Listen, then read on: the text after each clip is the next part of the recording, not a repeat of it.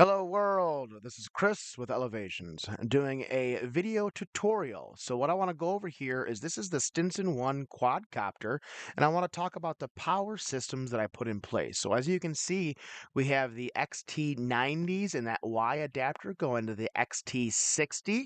So we're able to put these two batteries in this battery compartment and plug in with the XT90s. I'll go ahead and review some of the power systems that we have here and just kind of explain what's going on with the Stinson 1 power system.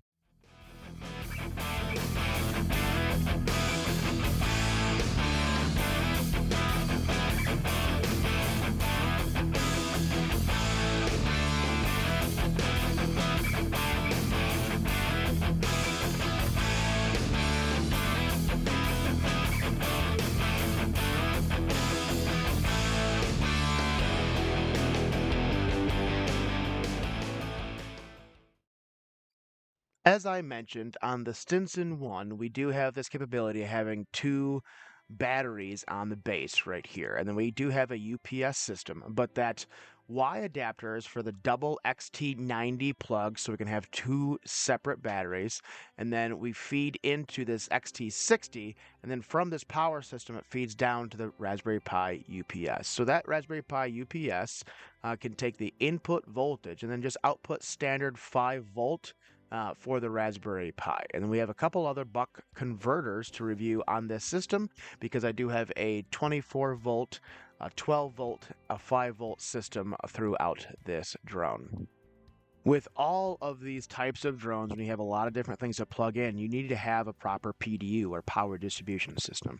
You can see I have these XT60s feeding from the top where all the XT60s split off in the PDU, and that then feeds down to the bottom of where the actual ESCs are. So I put the ESCs under the battery systems.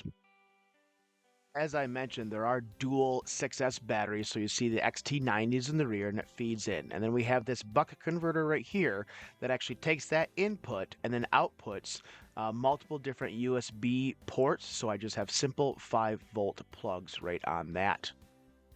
And then the next buck converter is here. This gives me 24 volt on the right side, outputs 12 volt on the left. This is actually adjustable, so I can adjust that if I don't want 12 volt. I can go up or down, but that specifically is there to provide power for some of these camera systems or some of the other peripherals that require that 12 volt power supply.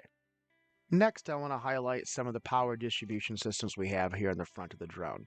As you can see right here, we do have the XT60s coming out, and then I do have some XT60Y adapters. So I split back and forth from what's actually in the PDU out to some of the devices that I can actually plug in via 24 volt.